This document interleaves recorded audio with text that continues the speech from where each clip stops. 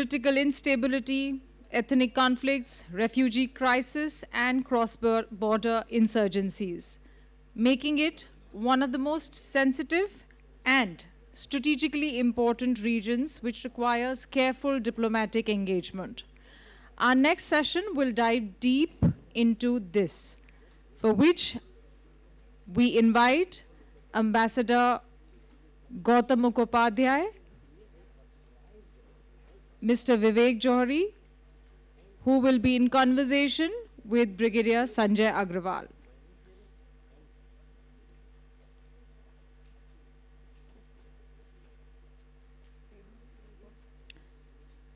Ambassador Gautam Mukhopadhyay served in Indian embassies in Mexico, France, Cuba, the Permanent Mission of India, New York, and External Affairs Ministry in various capacities.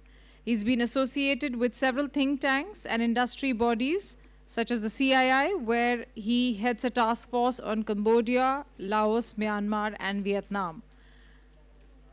Mr. Vivek Johri is a former IPS officer who retired as the DGP of Madhya Pradesh. He is also ex-DG BSF and ex-National Security Advisor to the government of Mauritius. He's worked for long years as an intelligence officer and has expertise in counter-terrorism and security-related issues related to India and its neighbors, particularly Nepal, Bhutan, and Bangladesh. Brigadier Sanjay Agrawal, Sena Medal and Bar, is a former security advisor to the Union Home Ministry, advisor to National Highway Authority of India, and the government of Seychelles. Awarded twice for his gallantry, he is a mountaineer, corporate trainer, and distinguished professor at SRM IST. He is also a founder member of the Society for Culture and Environment. I would request the gentleman to commence the session. यहाँ बैठे सभी दर्शकों को और हमारे online दर्शकों को नमस्कार। हमारा अलग सत्र है चाइना पर और इसी के बाद 2 बजे एक सत्र है पाकिस्तान और ऑप सिंदूर पर। इस सत्र में हमारा ध्यान केंद्रित रहेगा म्यांमार, बांग्लादेश और कुछ हद तक भूटान पर, और इनके ऊपर चीन का और अमेरिका का जो प्रभाव है वो किन चीज़ों पे है। हमारे संग 2 विख्यात इस विषय को जानने वाले म्यांमार के पूर्व राजदूत और हमारे भोपाल के पूर्व पुलिस महानिदेशक विवेक जौहरी साहब दोनों हैं। पहले मैं इस विषय की भूमिका बैठा दूं, फिर मैं इनसे सवाल जवाब करूंगा और मैं टाइमर लगाऊंगा ताकि हम दर्शकों से प्रश्न ले सकें। तो जैसे कि आपको मालूम है कि भारत के पड़ोस में अनेक तरीके की इंटरनेशनल ग्रुपिंग्स यहाँ पर गुट हैं, जैसे सार्क,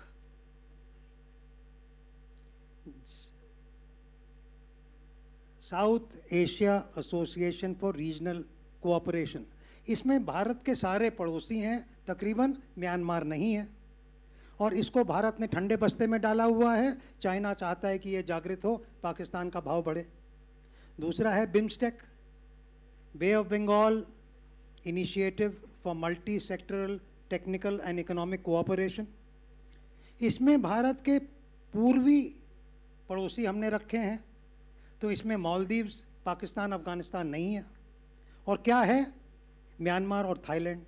ये गुट अब उभरता, महत्वपूर्ण बनता और महत्वपूर्ण बनता जा रहा है। और तीसरा BBIN, बांग्लादेश, भूटान, इंडिया, नेपाल। और आपको याद होगा कि बांग्लादेश में संघर्ष जारी है, बढ़ रहा है, और 1.5 साल से जब से शेख हसीना उनकी प्रधानमंत्री 5 अगस्त 2024 को भाग के इंडिया आ गई, तब से इस्लामिक कट्टरवाद और बढ़ रहा है, हिंदुओं पे प्रताड़ना बढ़ रही है। बॉर्डर के बारे में वो हमारी बात करते हैं और हमें चिकन्स नेक की याद दिलाते हैं। तो अनेक समस्याएं यहाँ पर हैं। म्यांमार के साथ एक तो चीन का प्रभाव, दूसरा वहाँ से रोहिंग्यों का पलायन बांग्लादेश, बांग्लादेश से भारत। उसके बाद चीन को वहाँ एक गर्म पोर्ट चाहिए और वहाँ पर उसी के बाहर अमेरिका को उसके ऊपर सर्वेलेंस चाहिए, तो वो बांग्लादेश से म्यांमार जा रहे हैं। इन सब चीज़ों के ऊपर बातचीत। और आखिरी में भूटान, छोटा सा खुश देश, वो एक अकेला देश है जो वर्ल्ड में अपनी हैप्पीनेस इंडेक्स जोड़ता है। सौभाग्य है कि 2 साल वहाँ रहा मैं भारत सरकार के भेजने पर। उनको भी सब प्रॉब्लम है। उनकी एक साक्तेंग वाइल्ड लाइफ सेंचुरी है जिसको उसने अपना बता दिया चीन ने। क्यों? क्योंकि वो भारत के तवांग के ठीक नीचे आती है। दूसरा, सदर्न भूटान में डेमोग्राफी और इंडिया से आने जाने के ऊपर कुछ नाजुक विषय हैं। तो इस सब को देखते हुए मैं अपने म्यांमार के पूर्व राजदूत गौतम सर से पूछना चाहूँगा।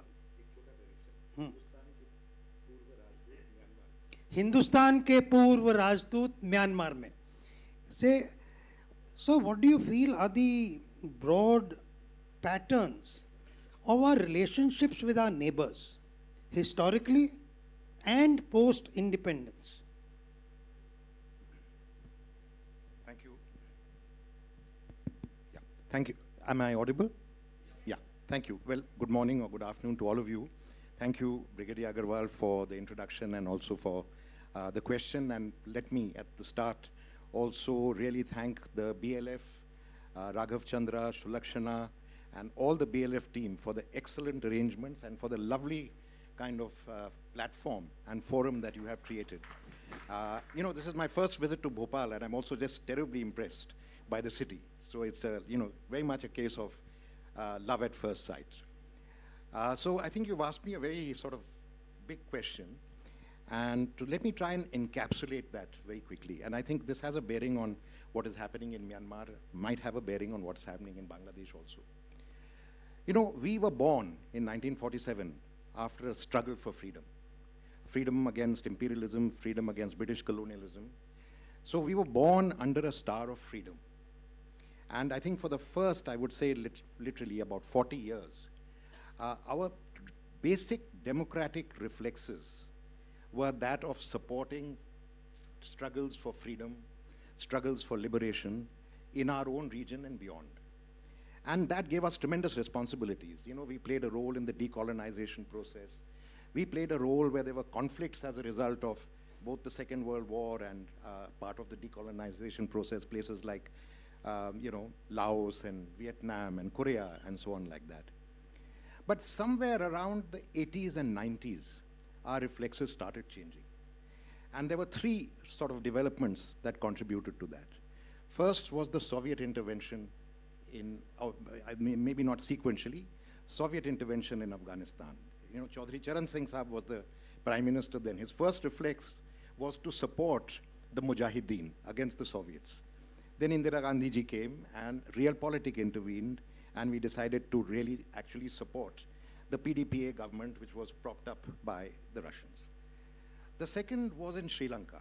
In Sri Lanka, you know, we had backed the Tamil cause up to a certain point, and we also intervened at the invitation at that point of the Prime Minister, Jayawardene.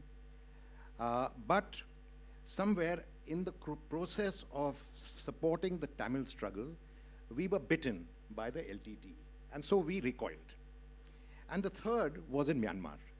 Now, this may not be exactly, you know, chronologically, but in Myanmar, again, our first reflex was to support the 1988 pro-democracy students' agitation. But then in 2 years, the military was able to reassert control. The democracy agitation fizzled out. In fact, most of their leaders, including Aung San Suu Kyi, were imprisoned. And as a result of which, we had to cautiously backtrack and remend our fences with those in authority. So there was a kind of reality check in the 80s, around the time that we were about 40, in our middle ages. Today, I feel that our politics towards our neighborhood, our politics towards freedom, our politics towards democracy, all that has turned actually more than middle age, perhaps even old age. We have become cynical.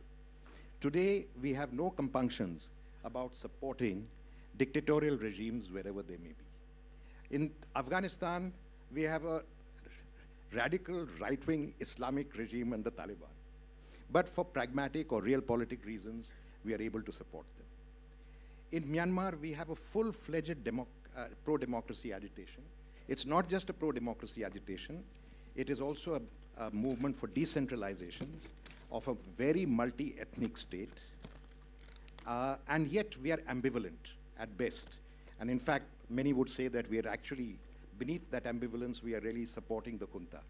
And we do that in the name of stability or security. So I think this is the aging of our kind of initial reflexes. Whether this is right or wrong is something that I think we can discuss a little later. But essentially, I would say that security concerns have prevailed over concerns about freedom and democracy.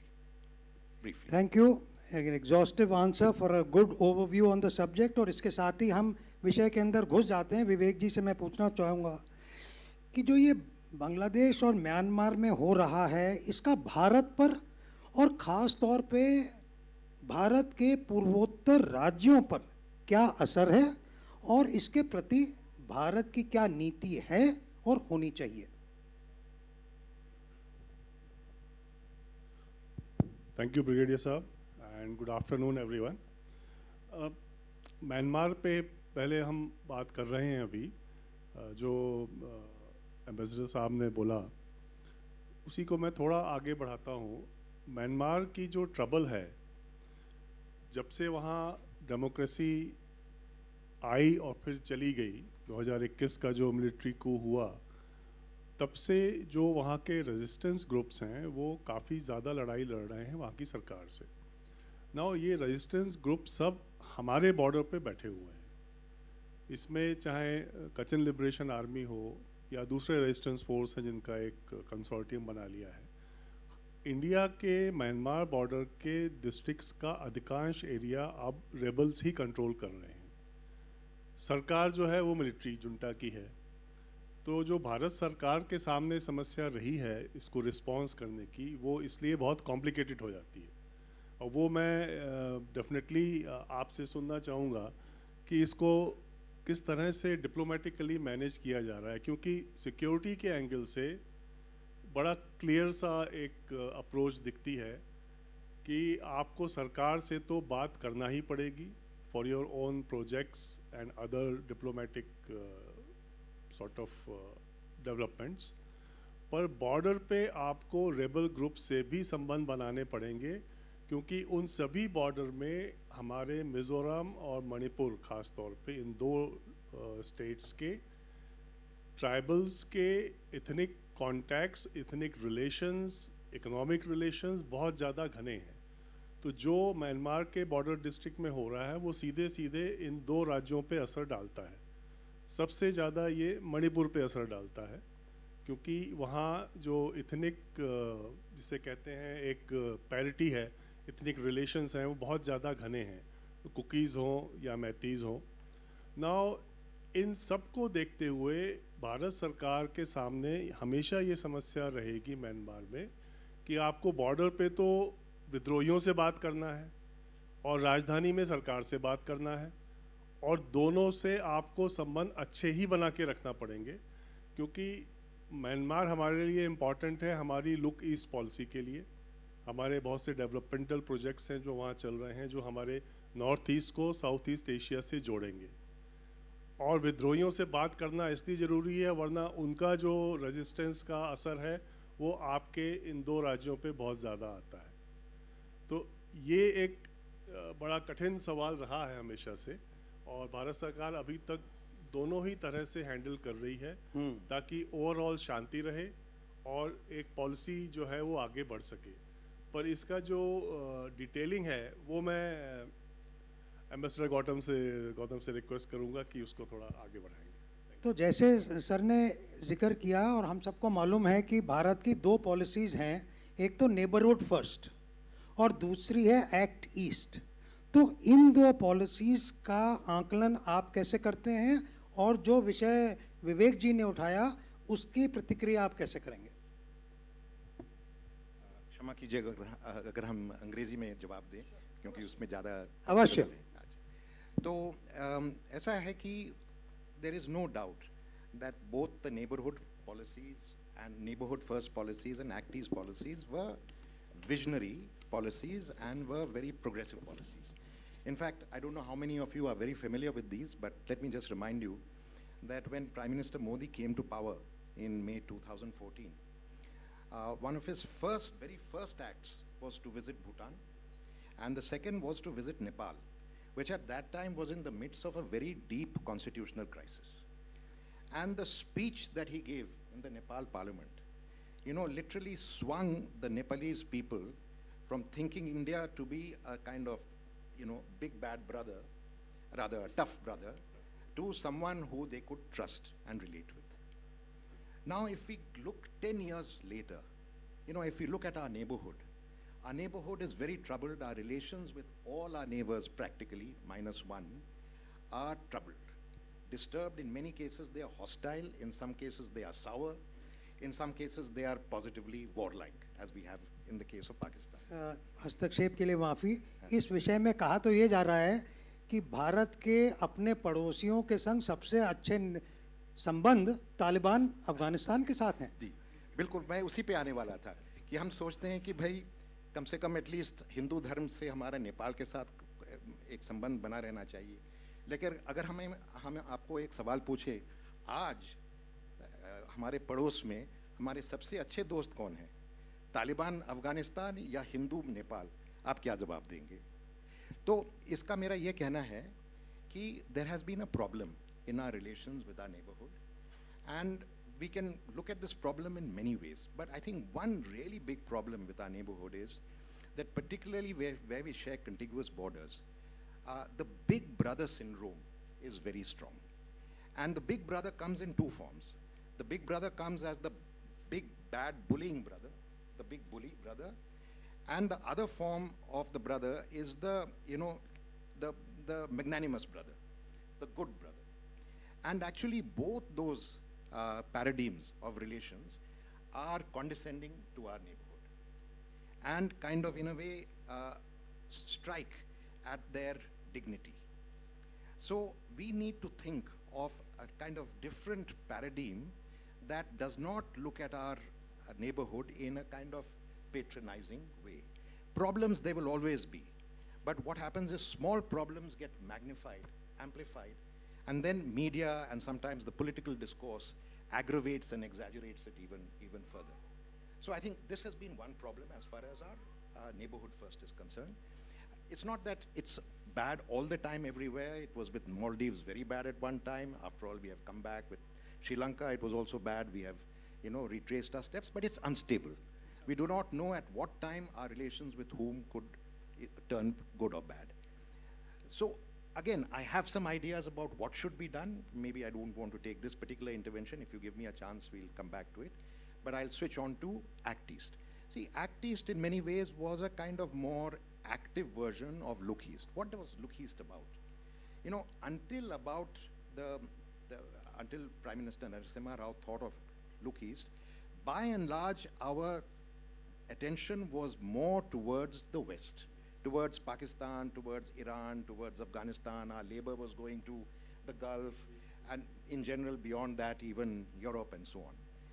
So when we realized in the 90s, with Taliban, first taking over Afghanistan, relations with Pakistan going up and down, and eventually very bad, and then we also realized that entire East Asia was the area of emerging economies. We realized that the East is an area of opportunity. And so we struck up a relationship with Southeast Asia. But, there is a lot of conventional knowledge about Act East. And of course, it's a very good thing. We should build up our relations with a region of the world where our cultural imprint has been there for centuries, and we have no problems with, and these are lands of opportunities. But, the Act East policy was always framed as a relationship towards Southeast Asia. If we look back now, in the course of these 20 years plus that has elapsed since then, 30 years, 25 years, really can we say that we have really developed our our relationships with our Southeast Asian neighbors as much as we thought and planned. We also thought of this relationship as a check and balance on China. But in fact, today, now if we see, particularly Myanmar, you'll see that China is encroaching strategically into our space, and we are in fact not being able to respond to that space. And our economic relationship with China is much stronger than our economic relationship with the area of the Act East, which is ASEAN. So in fact, the more you open this Act East policy, it will gravitate just by force of economics towards China. And on top of that, you know, the Chinese, just like they have a CPEC, China-Pakistan Economic Corridor on the western side in Pakistan, China has a China-Myanmar Economic Corridor that starts from Yunnan and goes up to the Bay of Bengal at a port called Chowphu. Chowphu is the single best natural deep sea harbor in the entire Bay of Bengal. And we hardly hear any discussion. China has an economic zone, gas pipeline, oil pipeline, and is now developing that deep sea port. And I would dare say that we have a strategic blindness, that we are not aware of China. We are resisting China's presence in the Indo-Pacific, in the Pacific Ocean, but we are not In our own backyard. that they are there in our own backyard. बहुत अच्छे से आपने Myanmar का विषय और Myanmar की क्रिटिकलिटीज़ हमारे लिए समझाई, धन्यवाद। विवेक जी, आप तो मध्य प्रदेश के महानिदेशक पुलिस के रह चुके हैं, दिल्ली में आपने केंद्रीय पुलिस बलों का नेतृत्व किया है, मॉरिशस में आप सिक्योरिटी एडवाइज़र रह चुके हैं, नेशनल सिक्योरिटी एडवाइज़र। इस सब को मद्देनज़र रखते मैं सोच रहा था कि बांग्लादेश में जो माहौल बिगड़ रहा है राजनीतिक तौर से और वैचारिक तौर से, on ideological grounds as well, ये भारत के स्ट्रेटेजिक इंटरेस्ट में, हित में नहीं है। इसका मूल्यांकन आप कैसे करते हैं? थैंक यू ब्रिगेडियर साहब। इसके लिए ये कुछ पॉइंट्स यहाँ स्क्रीन पे हैं अभी, and if you can just go through those points, except the one which says India's border vulnerabilities, बाकी पांचों पॉइंट जो है, they in fact are just internal problem of Bangladesh, one can say. Whether it is the first religious nationalism and linguistic nationalism issue, or the role of major parties, Islamic radicals, Rohingya refugees, their relations with Pakistan, these are all very internal matter of Bangladesh. So probably a natural question may come up that what have we to do with that? Why should we bother about it? तो इसका सारा पांचों points का answer वो बीच वाले point में है, India की border vulnerabilities. The thing is कि if we start one by one, sir, first one was the religious nationalism to linguistic nationalism, and now reverse. This point was also elaborated by a recent article by Ambassador Raghavan in which he advocates that the current conflict going on in Bangladesh is basically the 47 thought fighting with the 1971 thought. So I term it as the religious nationalism versus linguistic nationalism. Now, 47 was based on religion, so that was a nationalism based on religion. Then 71 came and Bangladesh decided to fight for its linguistic nationalism. And now in 2024, when this all unrest happened, and now since in 1.5 years, what Brigadier Saab has said, that things are developing in such a way that it looks like that they are going back to religious nationalism in some way. Are they really going or not? This is yet to be seen. The jury is still out on that, but some developments do point towards a general trend in the thinking of various streams which are emerging there. So in this comes the role of major political parties. We all know Awami League had been a very friendly party to India, and during its tenure, we never really thought much about the other political parties or the Islamic hardcore elements in Bangladesh, because they were taken care by more or less by the government. Now, in the current scenario, Awami League is absent. it is not allowed to regroup, it is not allowed to take part in the political process. So what option do we have now? Now the remaining major political party, the first is of course BNP, the Bangladesh Nationalist Party, which was in power earlier, and we had some relations with that party. We had worked with them. We had some off and on, hot and cold relations with that particular government when BNP was in power. And then there are the Islamist parties which are now trying to regroup and come up in the political arena itself. Then of course there are various small groups which of course they are not very known, so I have just jotted it down. In fact, around 70 new parties have been formed in last 1.5 years in Bangladesh. So it's very difficult to keep track which is really having some weight. The Samta Party or Amja Tardal, then Janjatiya Gantantrik Dal, all these type of parties are just coming up. But the main party, of course, remain the BNP and, of course, the Jamaat-e-Islami. Another religious group there powerful is the Hizb ut-Tahrir. So these three are probably going to decide the complexion of next parliament. And the chances of BNP getting a fairly bigger chunk of parliament is quite high as of now, if at all the election happens on time. So this is the political scenario. And why we should worry about this? Because the government in Bangladesh and our relation with Bangladesh depends on which political party is going to rule there and what policies are they going to follow. Are the Islamists going to influence the decision of Bangladesh government in future? Then our own previous experience say that we should be worried. We are not supposed to interfere in their process because it's their internal thing. But we need to be alert and be ready for the consequences of any such alignment appearing in Bangladesh. So that's why it becomes important. Then, as I said, Islamic radicals were quite dormant during the Awami League government time, and now they have coming into the forefront. So that is another part which our previous experience say is not good for us.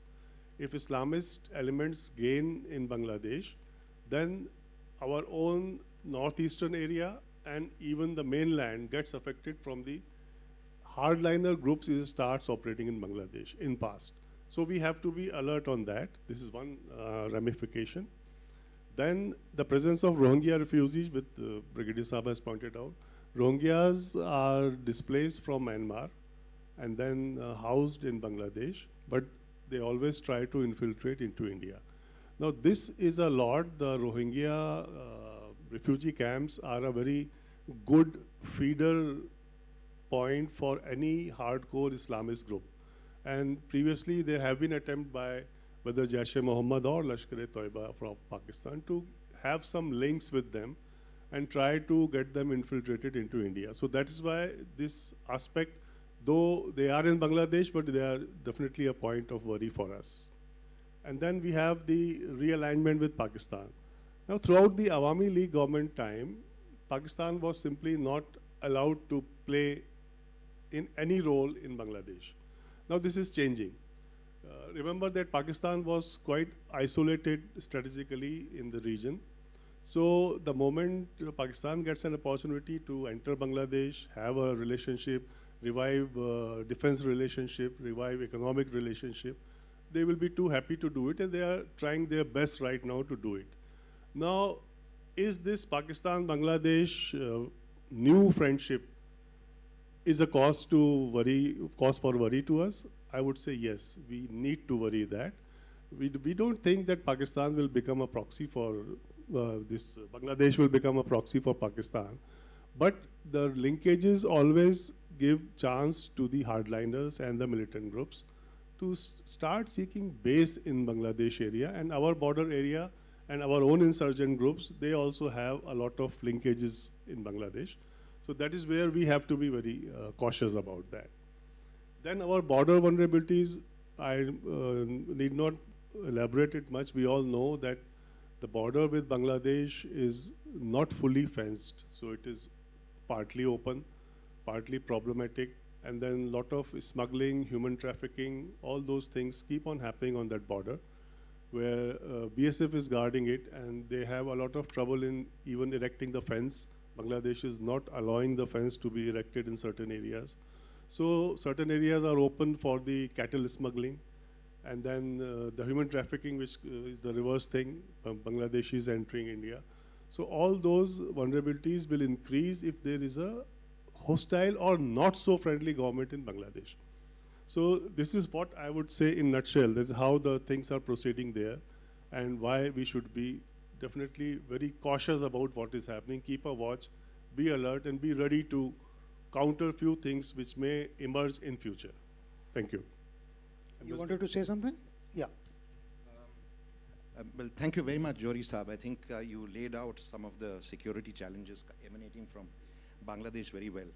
But let me sort of also put it a little more in context and also give a counterpoint to that. You posed this question at one stage whether what has happened in Bangladesh August 2025 onwards, or 2024 onwards, was really a kind of movement for Islamic radicalization, which was essentially or core anti-Indian. And I think analysis is half the process of decision making. If your analysis is wrong, your decisions will be wrong. Your policies will be wrong. I think, I agree that there are all the security threats, including China, which you may have inadvertently missed, coming out of Bangladesh, and Islamic extremism coming out of Bangladesh, anti-Indian sentiments coming out very strongly, even attacks on Hindus. All these are very, very real, and they should be taken seriously.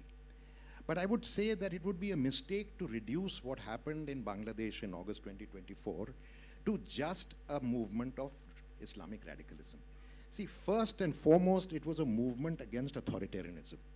The authoritarianism of Sheikh Hasina, which we were seen as abetting and complicit with for practically 20-something years. Right? And that, in a way, transferred or, in a way, tainted India as well. And then there is a direct relationship between India, treatment of Muslims, and India and Hindus. And in a way, it also turned into an anti-Hindu and anti-Indian dimensions. But, if we look back at Bangladesh's history, and there are some severe misreadings that we made. Of course, Bangladesh became, or East Pakistan became part of Pakistan.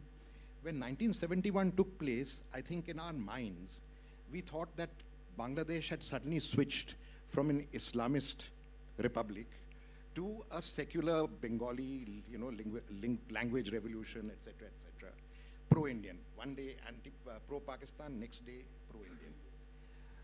But the reality is that Bangladesh, through all this period, through all the regimes, whether they were Ershad or Ziaur Rahman or even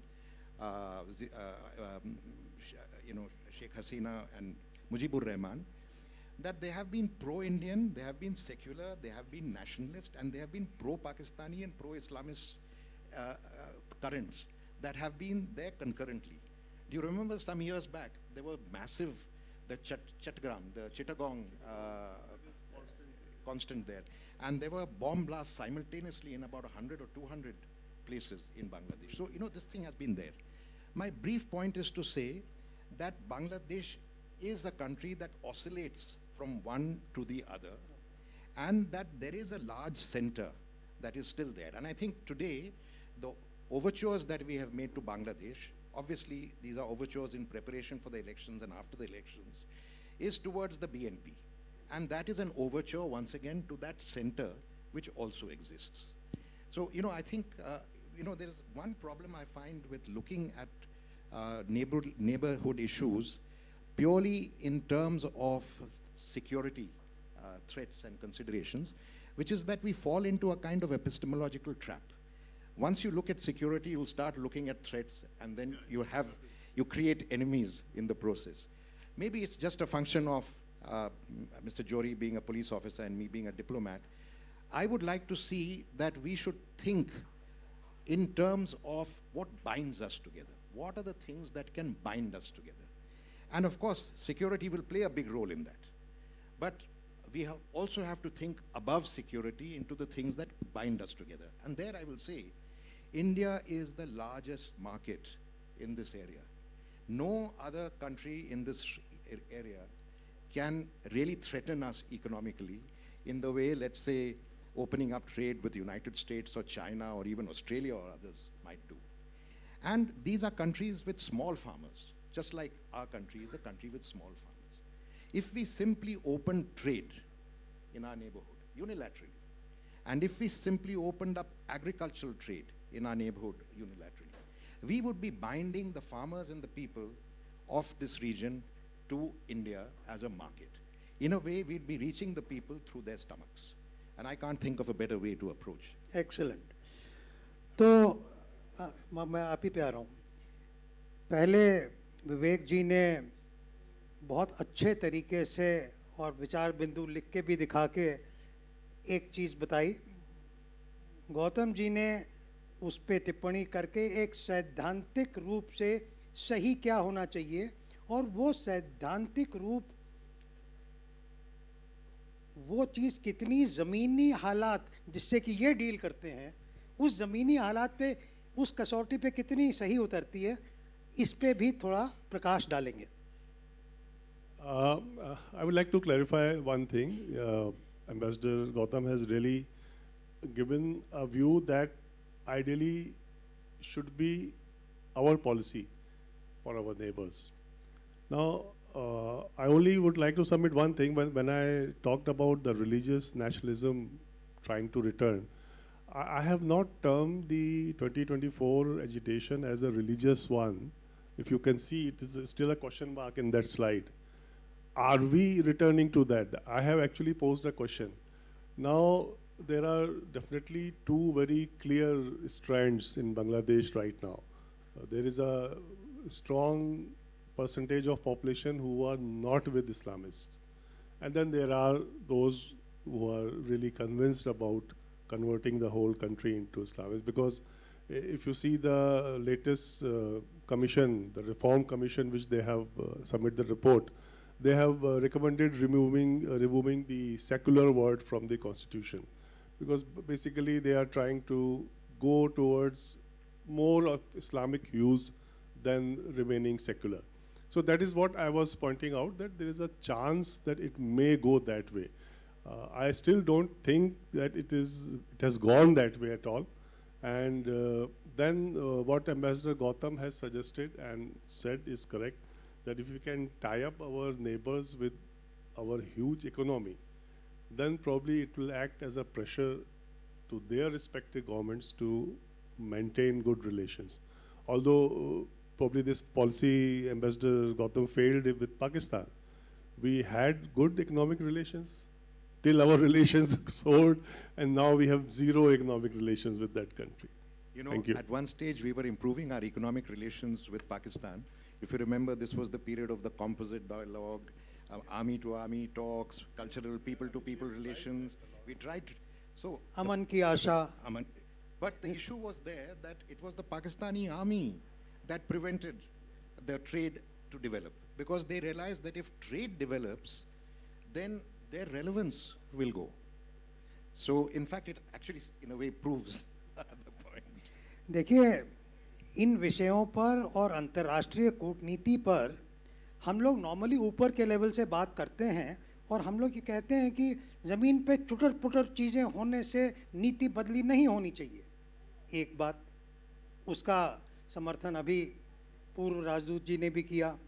लेकिन जो ज़मीन पे हो रहा है, जिसका कुछ वर्णन आपने किया, बांग्लादेश में एक अमरीकी आईजी की, स्पेशल फोर्सेस के आईजी की अज्ञात परिस्थितियों में मौत, बिना पोस्टमार्टम किए अमरीकी दूतावास ने उसकी बॉडी ले ली, इत्यादि एक बड़ी रहस्यमयी कहानी, और उस पर हमने शोध की। आईएसआई ऑपरेटिव्स का वहाँ मारे जाना, और कुछ लोगों का ये ज़ोर से कहना कि साहब वो वहाँ से जो आपने सेक्युलरिज्म की वर्ड हटाने का प्रस्ताव है, उसी के संबंध में कहा कि ये बंगाली आइडेंटिटी हटा के इस्लामी आइडेंटिटी लाना चाहते हैं। तो ये जो ज़मीनी डेवलपमेंट्स हैं, इनका प्रतिबिंब भारत की शोधित रिवाइज्ड नीति में कैसे दिखना चाहिए, ये आखिरी सवाल, उसके बाद मैं आपसे पूछूंगा। ये वैसे जवाब आपको देना चाहिए एम्बेसडर गौतम, पर मैं थोड़ा सा इसमें ज़रूर पॉइंट करूंगा as a person on ground.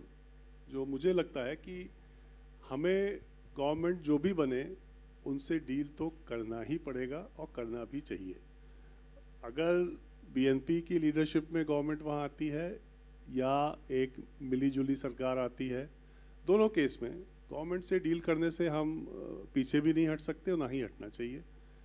और बाकी जो वनरेबिलिटीज़ हैं वहाँ पे, उसको डेफिनेटली टाइम लगेगा उसको एड्रेस करने में।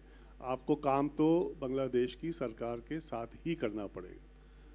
बाकी डिटेलिंग तो मैं एम्बेसडर गौतम से रिक्वेस्ट करूँगा, वो करेंगे तो अच्छा रहेगा। So, thank you, Johari Saab, for addressing the question to me also and to you, Brigadier. Let me also answer a question that I left, which was about Myanmar. On Myanmar के बारे में sir बोल रहे हैं। नहीं, दोनों बांग्लादेश और Myanmar, दोनों बांग्लादेश और Myanmar. On Bangladesh, I would say that look, we should not, we fall into the trap of a reactive policy. कि वहाँ कुछ हो रहा है फिर हम react करते हैं. We should have our own kind of a little more strategic kind of approach. The main thing about Bangladesh that we should realize is that we have 4,000 kilometers of borders. It's a population that is close to 200 million. It's a population that is linguistically joined with us. Can language be overnight substituted by religion? When we think of diversity, we think typically of religious diversity, but linguistic diversity is another very big concept. In fact, the birth of our Indian nation was accompanied by linguistic states and linguistic riots and so on, ourselves. So we cannot, and it's a place where hostile interests are also interested. Especially after Doklam, the Siliguri chicken's neck has also become very vulnerable. So it is a country that we cannot afford to allow to turn hostile against us. That should be our starting point. Once we have that starting point, then you will develop the policies that will get you to where you to suit those. Right. And on अभी दर्शकों के सवाल लेने के लिए हमारे अतिथि तैयार हैं, जो कृपया सवाल, सबसे पहले ये सफ़ेद जैकेट में हाथ, उसके पीछे उधर जो सज्जन खड़े हो रहे थे उधर लाइट आंख में चमक रही है, तीसरा सवाल उधर है, सेकंड लास्ट रो है, शायद मरून जैकेट है, इधर से कोई सवाल था, चौथा सवाल इधर है, ये अभी पहले ये 4 सवाल होंगे, उसके बाद हाथ दोबारा उठाए जाएंगे। I have 2 questions. One is more related to the Myanmar thing that we were talking और about. मेरा निवेदन है कि अपना प्रश्न बिल्कुल संक्षिप्त रखिएगा, हाँ जी, थीसिस बिल्कुल। नहीं। And I'm asking it in English because Mr. Ji, Gautam is... भाषा का कोई yeah. प्रतिबंध नहीं है। जी. So we are closely monitoring the situation at the border with Myanmar, and with the riots happening between Mehetis and Kukis, don't you think it becomes very important for us, because we need a permanent solution there. Just putting up a band-aid is not going to help. So is it more beneficial for India to have a more strict or more conducive environment with the government as well as with the extremist groups there? Because the moment we have gone inside the Myanmar border, What's the question? so things Second have improved. question. So second question is more related to the changing situation of India across with the neighbors. Is it Question, more yes. because of the ideology of the Indian government over last 10 years? And what I'm referring to is the Hinduism that we are now pursuing more aggressively, and that is why our neighbors are getting more annoyed or more disturbed. Is that the core reason behind it? Whether it is Bangladesh, whether it is Pakistan, whether it is any other region for that matter. So these are the 2 questions for me. Thank you. The much more tricky second question first. So I would say that phenomenon that you're talking about is part of this larger set of what is called the big bully brother.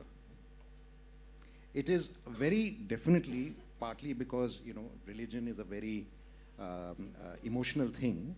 And obviously emotions play on emotions. And what we are seeing is that these religious emotionalism started from Pakistan, started growing in India as well, has erupted in Bangladesh, and each of these religious kind of extremisms or reactions, let's call it, are feeding off each other. And so that practically the whole region is now looking at things in terms of religion. Now, this brings me to Myanmar. You know, you use the word extremists. The people who are fighting the junta on the border, they are not extremists. They are not even separatists. They are people fighting for democracy and federalism. And when I talked about our commitment to freedom earlier, I was referring to this. They don't see this conflict with the junta there in religious terms. There are Christians, there are Buddhists. Everyone is involved in the struggle against the junta. This is a straightforward fight between pro-democratic elements and ethnic groups that want greater autonomy, greater freedom, greater equality within the Myanmar Union against a very centralized military rule. A military rule that has been in existence since 1960. And with a brief, you can say 10-year kind of hiatus. Now, in 1962, when the military took over, Myanmar was in the forefront of Southeast Asian countries, the landward countries. It was the richest place. All the flights that today go via Thailand used to go via Rangoon. You know, the hub of transport used to be Rangoon. In 60 years, the military threw the country back to the ranks of the least developed countries. And in the 10 years that you had relative freedom, once again, Myanmar grew up. Now, the military coup in 2021 basically reversed that. And the message to the youth was, you have no future under a military dictatorship. And it is that, you know, I would say that in Myanmar, what you are seeing is the struggle for freedom that was aborted by the military in the 60s. And we should relate to that as a struggle for freedom and liberation. Yeah, next question.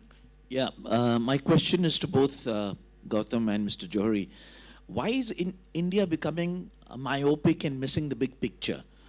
Why is West Bengal politics taking precedence over Indo-Bangladesh relations? And the example that I want to specifically ask you about is the Mustafizur cricketer episode. I think it was when you ask the Calcutta team to drop Mustafizur and playing into the hands of people who don't really know better how it's going to affect relations between India. You're actually encouraging those people. And you're upsetting Bangladesh, and you've seen how it's blown out of proportion. Why are we missing the big picture? Thank you. Well, you know, basically I couldn't agree with you more. When I talked about reactive policies, I think the foremost example I had in mind was Mustafizur. It's like going out of the way to poke the Bangladeshis. This was the one area, you know, we had restricted visas. This was the one area of people-to-people, relations that was continuing. Now we are treating Bangladesh like Pakistan. Earlier we treated Afghanistan like Pakistan. No, I mean, we should not reduce everything to Pakistan. You know, that's basically one thing. And why is this, why have we turned so myopic? I think, you know, one factor is the media and the radicalization of political discourse. Today, you know, diplomacy is largely something that is conducted with some degree of patience and responsibility. And Today, behind closed doors, whether behind- we are doing it publicly now. Public. Today, governments, whether they are in Bangladesh or in India, are reacting to massive media pressure and also reacting to fringe elements in the political discourse. And, you know, it makes the work of government extremely difficult to be able to find a way in Yeah, between. next.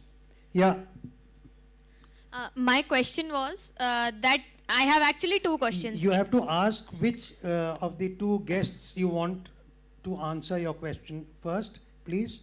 Right. Sir, if you would like to answer that in terms of Myanmar, we see that we are kind of having a tug of war kind of situation with China in terms of all the ASEAN nations. So there I would like you to shed some light upon so that in terms of our actions and in terms of Bangladesh, sir, we see that Bangladesh is being used as a base for some northeastern insurgent groups as well. So there I would like for you to take some examples or actions in terms of diplomacy and strategically for ourselves. Thank you.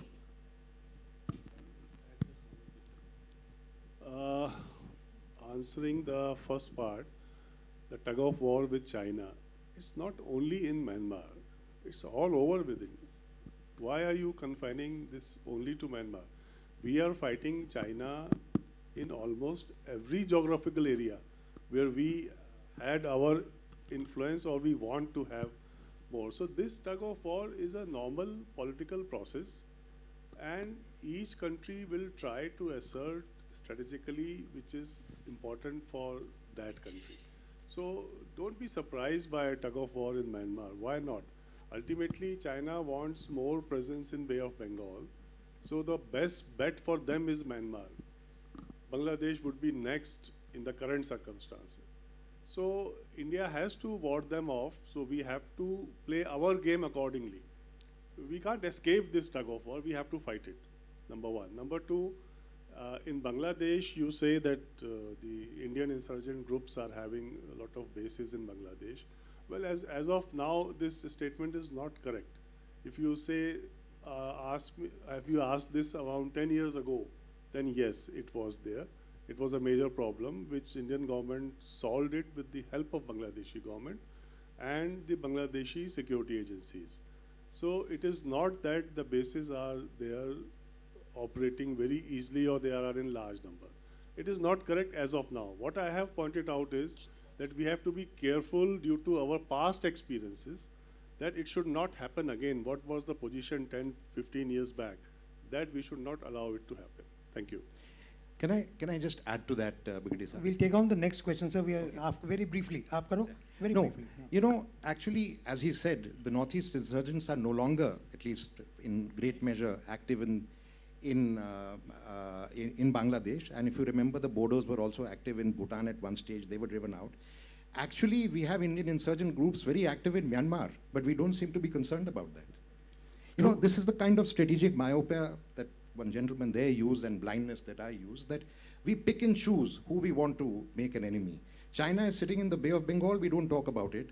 Some crazy conspiracy, American conspiracy that has probably backfired in Bangladesh, and our media is full of it.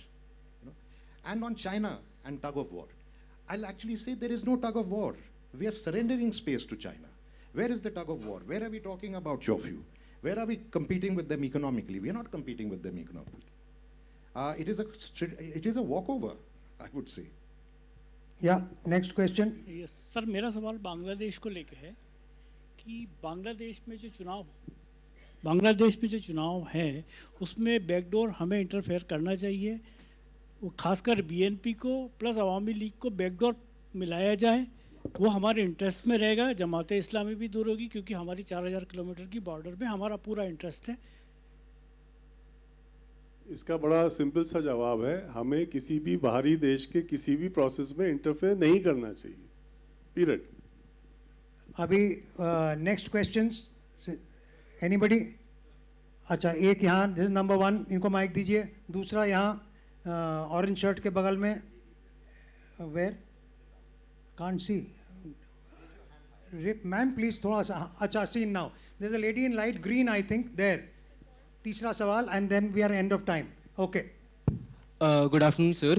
My simple question is कि when we talk about the big brother syndrome, हम देखते हैं कि Bhutan invasion China ने कर रखा है और बाकी जितने हमारे नेबर्स हैं, म्यांमार है, मलेशिया है, श्रीलंका है, ये बेटर डेवलपमेंट के झांसे में आके चाइना की तरफ अपनी लीनियंसी थोड़ी ज़्यादा बढ़ा के रखते हैं। तो don't you think big brother syndrome के अंदर अगर इंडिया आता है तो उसे as a big brother defence भी करना चाहिए उनका, and also growth prospectus for the countries, ताकि वो हमारे तरफ पब्लिक पॉलिसी वाइज अलाइंड रहे?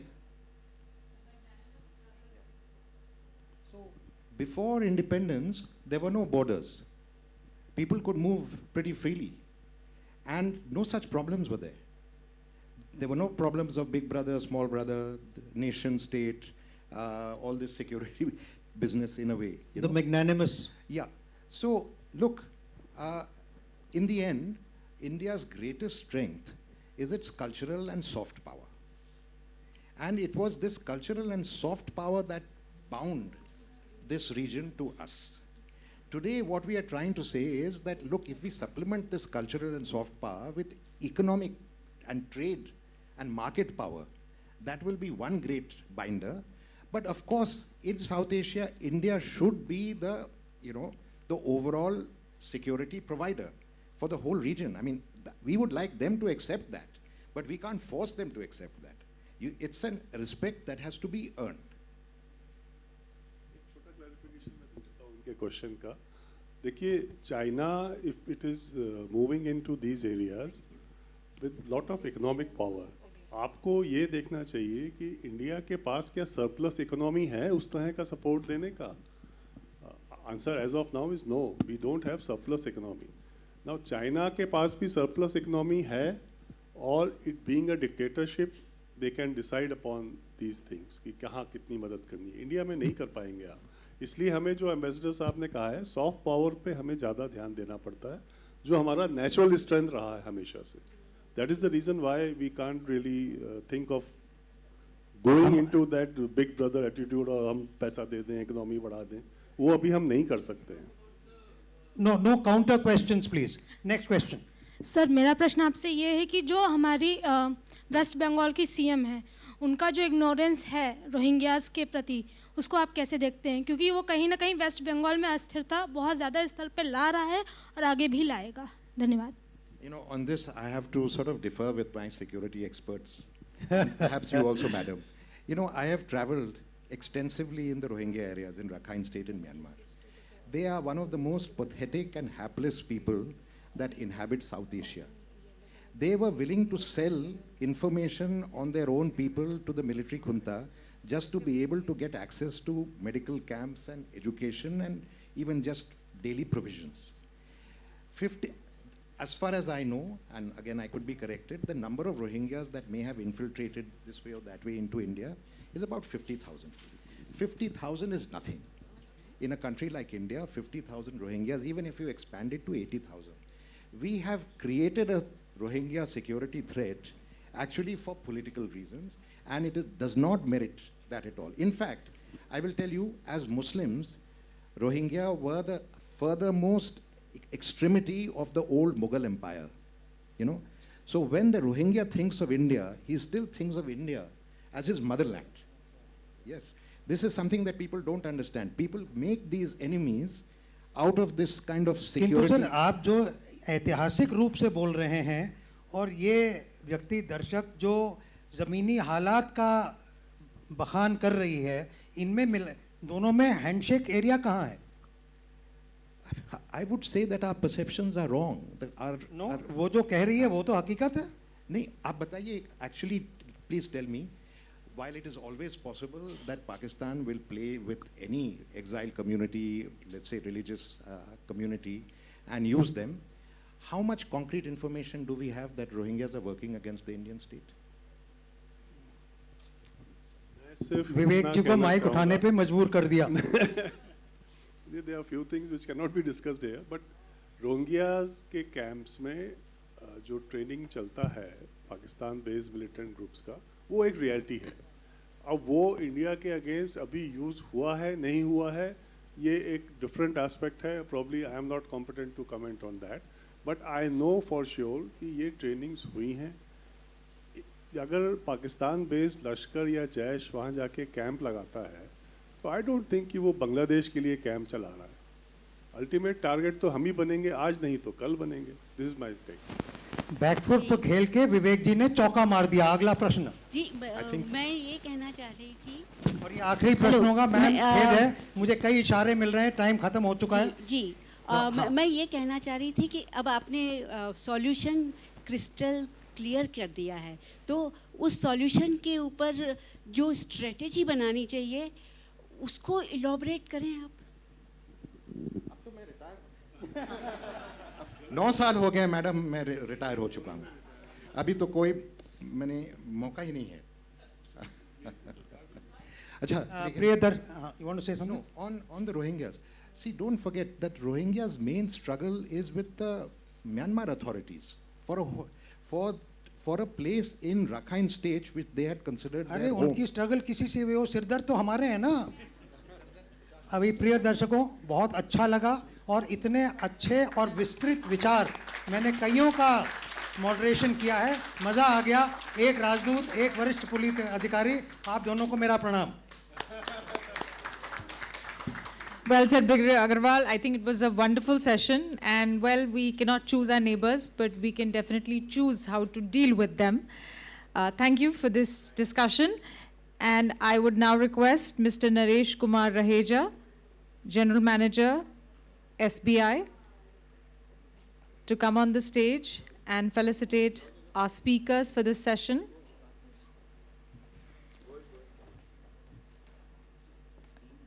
Mr. Raheja presenting the BLF Memento 2026 to Ambassador Gautam Mukhopadhyay.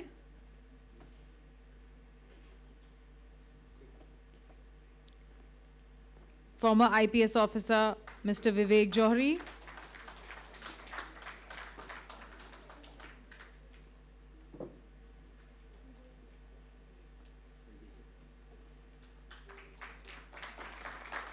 And Brigadier Sanjay Agrawal. I got one yesterday. This is for photograph.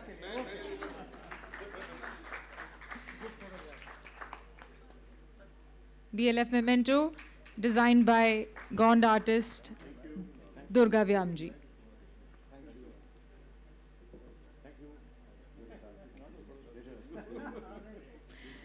Let's hear it for our speakers. Everyone in the audience, please.